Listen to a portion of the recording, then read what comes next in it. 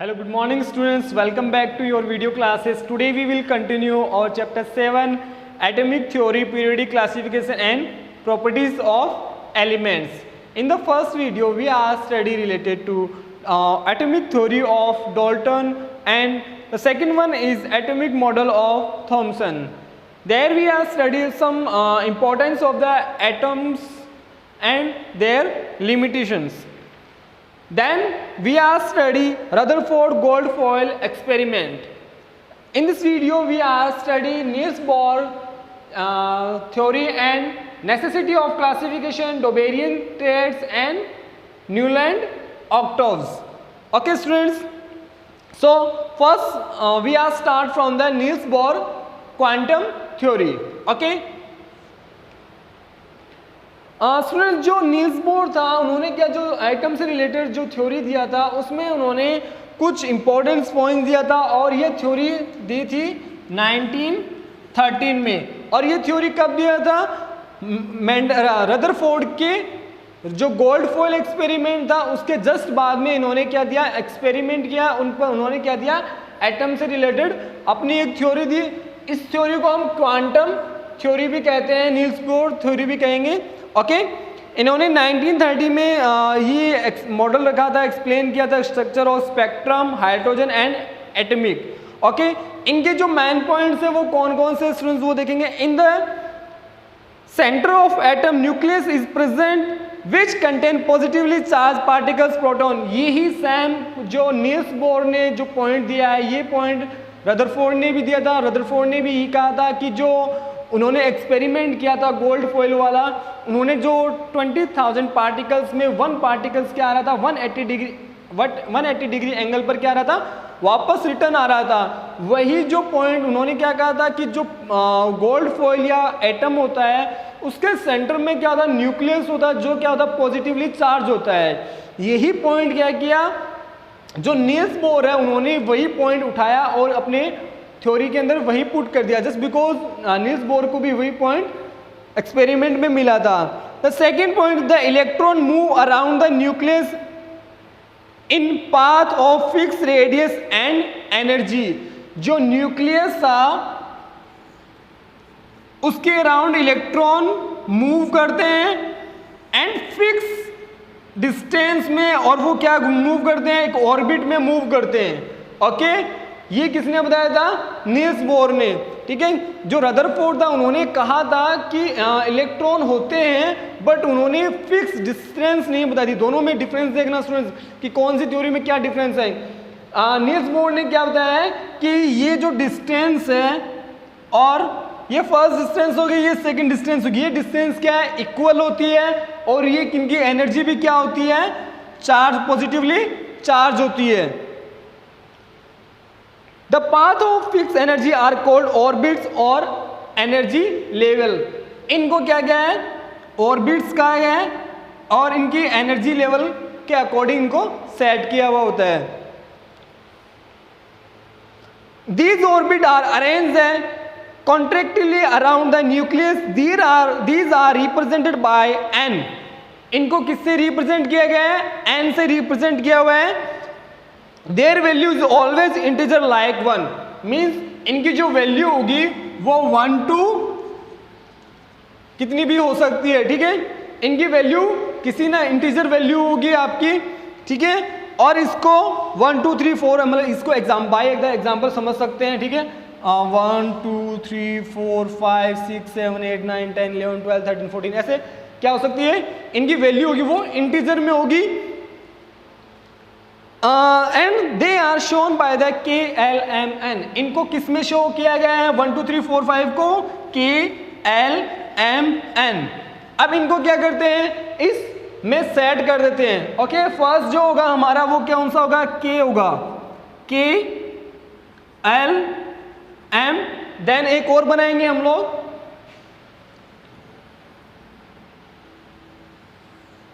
इसको बोल दिया KLMN। ये क्या है, और इनका स्टूडेंट्स एक मेन पॉइंट ये है कि जो इनकी एनर्जी लेवल होगा वो कैसे होगा, जो न्यूक्लियस के सबसे पास फर्स्ट होगा वो क्या होगा, उसकी एनर्जी लेवल थोड़ा लो होगा, मींस इंक्रीजिंग लेवल में ये होते रहेंगे। जैसे इसका जैसे K का एनर्जी लेवल 1 है तो L का कितना होगा 2 होगा, M का 3, N का 4, ऐसे इंक्रीजिंग लेवल में क्या होगा इनका एनर्जी लेवल होगा। Fourth point is with the increase the value of n orbit get away from the nucleus and then energy increase. Means जैसे जैसे ऑर्बिट न्यूक्लियस से दूर होते रहेंगे उनकी एनर्जी क्या होगी इंक्रीज होती रहेगी। जैसे मैंने अभी बताया K क्या है सबसे क्लोज में तो उनकी एनर्जी लेवल 1 है, ठीक है। L का इंक्रीज हो गया, M इंक्रीज हो गया, N उसका भी इंक्रीज एनर्जी लेवल क्या हो गया इंक्रीज हो गया। The orbit N is equal to 1 और K has least energy. Means K की जो एनर्जी है वो सबसे क्या है कम है। जस्ट बिकॉज रीजन क्या है ये न्यूक्लियस की क्या है पास में। In this orbit angular momentum of electron is MVR। इसमें क्या यूज किया है MVR। 9th क्लास में हम लोगों ने फिजिक्स में एक चैप्टर किया था, उसमें हम लोगों ने मोमेंटम फाइंड आउट करने के लिए हम लोगों ने एक फॉर्मूला लगाया था MV, ठीक है। MV वाला फॉर्मूला लगाया था। अब यहां पर क्या दिया हुआ है एंगुलर दिया हुआ है स्टूडेंट्स, क्या दिया हुआ है एंगुलर दिया हुआ है। तो एंगुलर का मीन क्या होगा एक सर्कल, और सर्कल की क्या होती है रेडियस। तो यहां पर हम लोग क्या यूज करेंगे R यूज करेंगे। क्या यूज करेंगे R, रेडियस यूज करेंगे। तो MVR is equal to H upon 2 pi, इसका क्या हो जाएगा फॉर्मूला हो जाएगा। और इसमें क्या है स्टूडेंट्स H हमारे पास क्या है कांस्टेंट है जिसको फ्लैंक भी बोला गया है। M क्या है मोमेंटम है, ठीक है। V क्या है velocity of electron, R radius हो गया, ठीक है। इसको ऐसे हम लोग इस फॉर्मूले को लिख सकते हैं, ओके। यहां पर जो हम लोग को लिखेंगे n, यहां पे जो डिजिट आ जाएगी n वाली डिजिट आ जाएगी। जैसे ये h है ना, ये n h अपॉन 2 पाई हो जाएगा। यहां पे n क्या आ जाएगा नंबर ऑफ इलेक्ट्रॉन आ जाएंगे। जैसे k है ना, अगर k दिया हुआ है तो यहां पे n की जगह क्या आ जाएगा 1, ठीक है। अगर l दिया हुआ है तो वहां क्या आ जाएगा 2h, और m दिया हुआ है यहां पे मैं 1 2 3 4 ये लिख रहा हूं। ये k l m n की एक्चुअल वैल्यू नहीं है, ये सिर्फ मैं आपको एग्जांपल बता रहा हूं। अगर आपके पास k की वैल्यू 3 दी हुई है तो l की वैल्यू इंक्रीज में होगी, ठीक है। तो वो वैल्यू हम लोग यहाँ पे लिखेंगे। क्वेश्चन में आपको दिया हुआ होगा कि k की एनर्जी इतनी है या l की इतनी है, m की इतनी है, n की इतनी है, ठीक है। तो वो एनर्जी हम लोग n से रिप्रेजेंट करते हैं। तो जैसे m की करेंगे तो m की एनर्जी आपको दी हुई होगी, तो वो एनर्जी आपको यहाँ पे पुट करनी है, ओके। तो इसको हम लोग इस फॉर्मूले ऐसे फॉर्मूले में भी कर सकते हैं, ओके। नेक्स्ट जो पॉइंट है इसका नील्स बोर का, according to Bohr there is no change in the energy of electron और revolving in the fix orbit. इनकी एनर्जी में कोई चेंजेस नहीं होते हैं। मींस ऐसा नहीं होगा कि इसमें चेंज हो गया या इसमें चेंज होगा, ये फिक्स ऑर्बिट में रहते हैं और इनकी एनर्जी फिक्स रहेगी। जैसे सन के अराउंड क्या होती है, जो प्लैनेट्स हैं वो अराउंड करते हैं, ठीक है, चक्कर लगाते हैं, तो उनका वो क्या एक फिक्स डिस्टेंस में रहते हैं। ऐसा नहीं है कि मतलब कि उनकी डिस्टेंस कम होगी, अर्थ फर्स्ट पोजीशन पे चला गया या 7th पोजीशन पे चले गया, ऐसा नहीं होता। वो क्या होता है ग्रेविटेशनल फोर्स की वजह से क्या होता है उनकी जो डिस्टेंस है वो फिक्स रहती है सन से, ओके। तो यहाँ पर भी वो सेम ही रूल है जो वहाँ पर हम प्लैनेट्स में यूज करते हैं। यहाँ पर भी यहाँ पर भी क्या होगा उनकी एनर्जी में कोई चेंजेस नहीं होगा और वो एक फिक्स रहते हैं उनकी एनर्जी। नेक्स्ट जो 7 नंबर पॉइंट है, when an electron observe energy from outside the atom then it get the exceeded and move the higher energy. Means जब ये क्या करता है एनर्जी ऑब्जर्व करता है,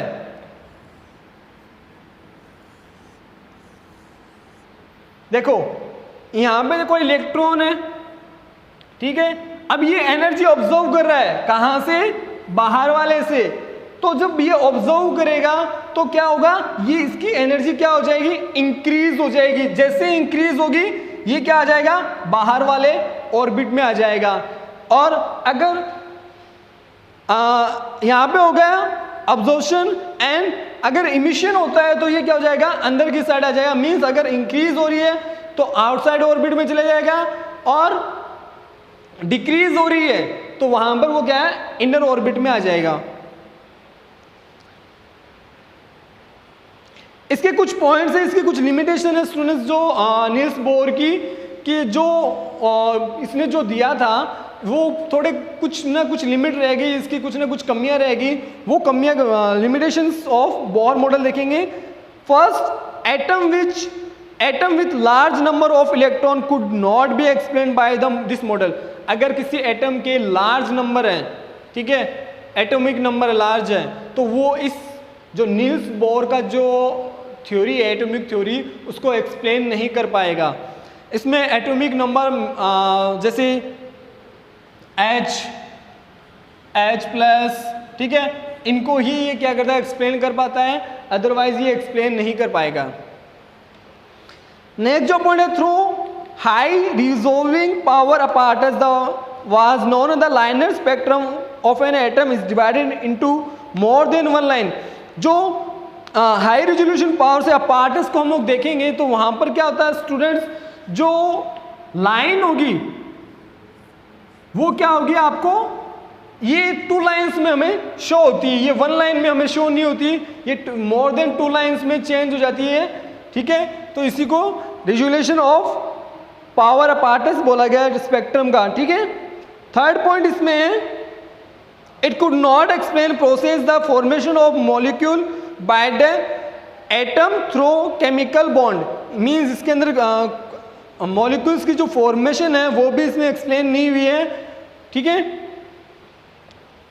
ये तो थी कुछ लिमिटेशन ऑफ नील्स बोर की, ठीक है। इसके पॉइंट्स हो गए, लिमिटेशन हो गया नील्स बोर का। अब देखते हैं नेक्स्ट जो पॉइंट है, नेसेसिटी ऑफ क्लासिफिकेशन। क्लासिफिकेशन की नीड क्यों होती है? नॉर्मल सी बात है स्टूडेंट, जब हम लोग लाइब्रेरी में जाते हैं, ठीक है, वहां पर हम जो लाइब्रेरी का वहाँ पर रहता है उसको क्या बोलते हैं कि हमें 10th क्लास की साइंस की बुक चाहिए, तो वो डायरेक्टली जाएगा और आपको निकाल के दे देगा। अगर वहीं पर उसने क्या किया, डिवाइड कर रखा कि 10th का साइंस की, 9th की साइंस की, 8th की साइंस की, 7th 6 ऐसे कर रखा है, 11 12, ठीक है, ऐसे डिवाइड कर रखा, उसने कॉलम्स बना रखे, तो वो उसको डायरेक्टली गया और निकाल के लेके आ गया। तो ऐसे ही क्या होता है, इन्होंने क्लासिफिकेशन किया है कि किसी की भी एटम्स की अगर हमें कुछ भी आइडेंटिफाई करना हो तो डायरेक्टली हम क्लासिफिकेशन में जाएंगे और पता चल जाता है, ठीक है। और वही बुक्स एक जगह रखी हुई हो तो उसको निकालने में प्रॉब्लम होती है, टाइम भी बहुत लगेगा, इसीलिए क्लासिफिकेशन की नीड होती है। और स्टार्टिंग में स्टूडेंट जो एलिमेंट्स है वो 31 एलिमेंट्स है, देन उसके बाद डिस्कवर होते गए, और जैसे जैसे डिस्कवर होते गए वहां पे एलिमेंट्स कितने फाइंड आउट हो गए, 118 एलिमेंट्स क्या हुए, डिस्कवर्ड हो गए। और ये कब हुए थे, आफ्टर 1865 के बाद क्या हो गया, ये डिस्कवर्ड हो गए थे अकॉर्डिंग टू IUPAC से। Element was scientists tried to arrange the effect of the sequence based on the some properties so that they can be in the simple rational number by the types of classification। यानी कुछ इनका classification किया, किसी ने atomic weight पर किया है, किसी ने एटॉमिक नंबर पे किया है, ठीक है, इनका किसी न किसी बेस पर क्लासिफिकेशन हुआ है, ठीक है। अब ये क्लासिफिकेशन देखते हैं। क्लासिफिकेशन में स्टूडेंट्स हमारा जो फर्स्ट आता है डोबेरियन ट्राइड्स। डोबेरियन ट्राइड्स क्या होता है students? Firstly the name of Dobereiner comes in the series in 1829।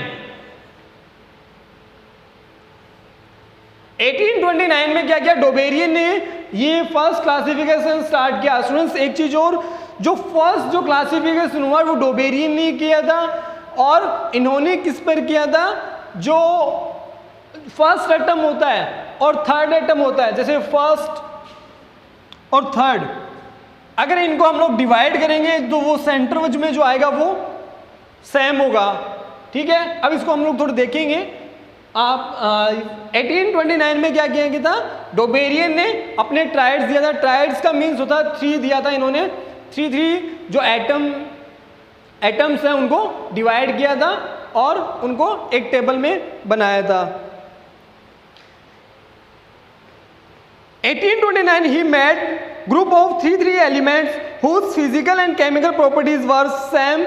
These are the called Doberian triads.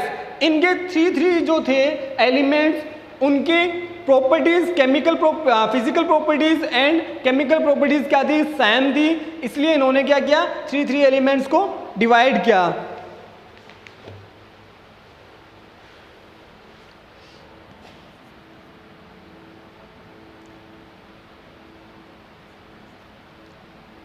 जैसे इसकी एटॉमिक जो टेबल दी हुई है डोबेरियन ट्रेड्स में, देखो स्टूडेंट्स, फर्स्ट, ठीक है। अब इसका जो थ्योरी है इसमें क्या एक्सप्लेन किया गया है इसने कि जो एलिमेंट्स होते हैं उनको क्या है, वो सेम होंगे। जो फर्स्ट और थर्ड इनको हम लोग प्लस करेंगे, 39 + 7 कितना होगा, 46 को 2 से डिवाइड कर दें 23, तो ये क्या होगा, ये दोनों को हम लोग डिवाइड करेंगे तो जो सेकंड जो सेंटर वाला होगा वो क्या होगा, इक्वल होगा। अब इसको हम लोगों ने प्लस किया, 2 से डिवाइड किया, 23 आ गया। ठीक है, बट स्टूडेंट्स जो इसका जो नेक्स्ट दिया हुआ है CA40,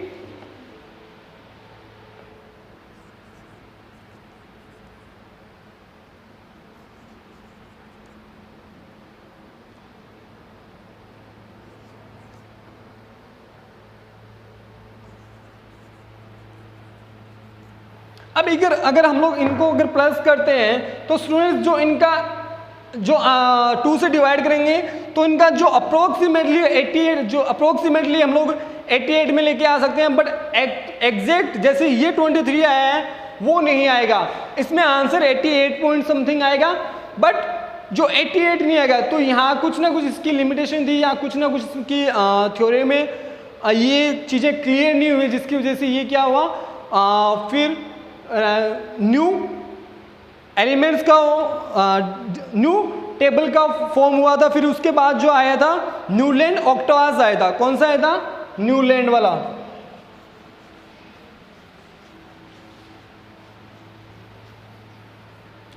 न्यूलैंड ने स्टूडेंट्स क्या बताया था, law of also not prove useful for the elements. और न्यूलैंड में स्टूडेंट्स क्या बताया था, ये जो न्यूलैंड है वो किसने था, British chemist John Alexander Newland in 1865 में दिया था इसने। ये इसके लॉ के क्या था, he arrange the elements increasing order of their atomic weight. इसने क्या जो बनाया था, एलिमेंट्स जो बनाए थे, ऑक्टाज मीन्स होता है 8 एलिमेंट्स इसने लिए थे, और उसने जो सेट किया था टेबल में वो increasing level of atoms weight के अकॉर्डिंग इसने क्या किया था, सेट किया था।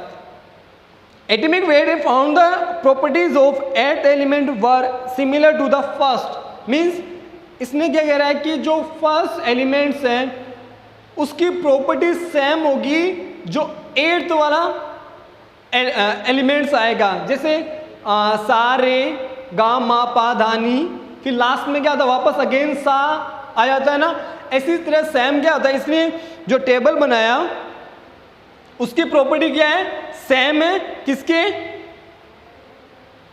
जो फर्स्ट